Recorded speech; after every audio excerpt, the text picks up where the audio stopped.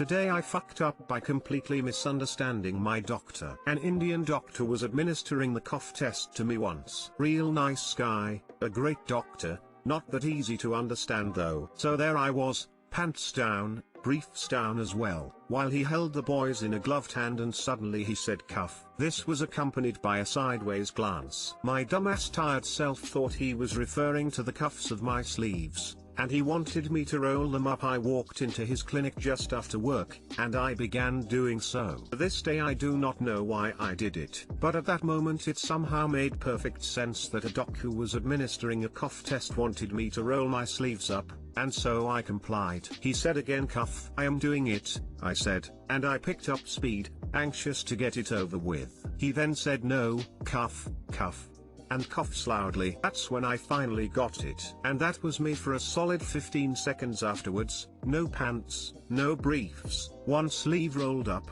my balls in someone else's hand, fake coughing, head turned to the side, while being red as a beet in the face. Too long didn't read. Doctor was administering a cough test and asked me to cough, but I began rolling up my sleeves instead. Literally no one in the history of the universe has made this mistake. Except you. Bravo. I love you. Indeed. What are the odds? Exclamation mark. At least you didn't go to cuff your pants. Small mercies. Hold my balls while I roll up my sleeves. Sounds like a line from Wolf of Wall Street. You think that was awkward? Had to awkwardly sit there just casually holding your balls while you rolled up your sleeve. I always thought this test was a rumor made up at school. Does everyone have this test? Yes, doctors use it to check for hernias. I was being checked because I had just switched to a different health insurance plan.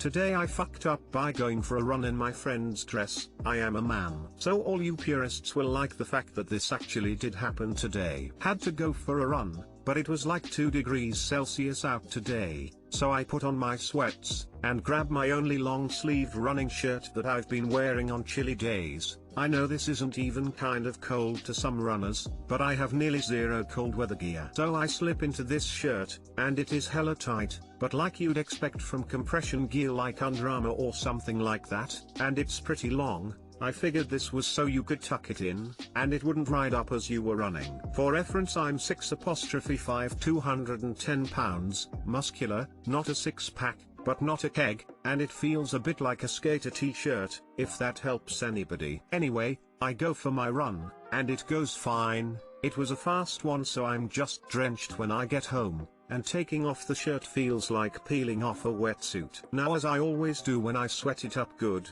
I try to remember if my friend/roomie actually gave me this shirt or if this is an extended borrowing scenario lol. So when he gets home I ask him about it, but he doesn't remember ever buying or owning it. So trying to jog his memory I describe it to him. He's upstairs out of line, and search for a tag which I knew wasn't there. Cause I'm always wondering if I have it on backwards or inside out. Finally I find a small tag inside, near the bottom of the shirt. It says Black Milk Double 10S Record Scratch. TIFU. That's not a fitness company. Where do I know that name from? That's the company our Double 10S friend, and former roommate would order her leggings and shit from. I just busted a gut laughing. Even with all the pieces in place, the puzzle didn't really make sense. It really doesn't seem long enough to be a dress on anybody, and it felt like it had a normal-sized neck hole to me. But I'm far from Double 10S, so what do I know? Lol. So I sent a picture of my favorite running shirt to my Double 10S friend, and she confirmed that it was actually a dress/long sweater thing she'd been missing for quite some time. She lived with us 2 years ago, and now I have zero cold weather running gear. Smiley face, assuming I didn't stretch it out too bad, which is hard to believe, but you know spandex and shit, pretty impressive. Anyway, hope some of you got a laugh out of this little story. Thanks for reading. Peace. Too long didn't read. My favorite compression running shirt turned out to be my tiny friend's dress. One person's running shirt is another person's dress. We need photographic evidence. You can always buy another spandex dress to run in. Haha, black milk clothes are pretty pricey. I'd be so sad if that were my dress. try leather or latex next time, send pics. Today I fucked up by refusing to go to the doctor and operating on myself. For a while, I've had a decently large, annoying wart on my right arm. It started out pretty small and slowly got bigger. It didn't hurt, but it was bothering me and I was tired of it, so I decided it was time for the wart to go. Go to the doctor? Nah. Go to the store to look for wart removal supplies or medicine? Why do any of those things when I have a sharp knife and massive balls? I naively thought to myself. I gathered my equipment, knife, tweezers, hydrogen peroxide, and some bandages. It started out well enough. After I sterilized my knife as best I could, it easily sliced through the base of it. I knew I had to get the root of it out or it would just come back again later, so I carefully and painfully dug around and cut the whole wart out of my arm. There was quite a bit more blood than I expected. It was steadily flowing out. I just slapped a gauze pad on the hole and wrapped the puppy up with a bandage and forgot about it. Later in the evening, feeling pretty cool and good about myself, I attended a party at a friend's house. I was wearing a long-sleeved sweatshirt so I didn't notice the blood seeping through the bandage until it started showing through my sleeve. Quickly took off the sweatshirt and opened the bandage. Stupid amounts of blood, dripping all over the floor and covering my jeans. I ended up going to the urgent care to get the hole cleaned out and I got a few stitches. I learned a valuable lesson. If you're unsure if you should go to the doctor or do something yourself, always play it safe and go to the doctor. Too long didn't read,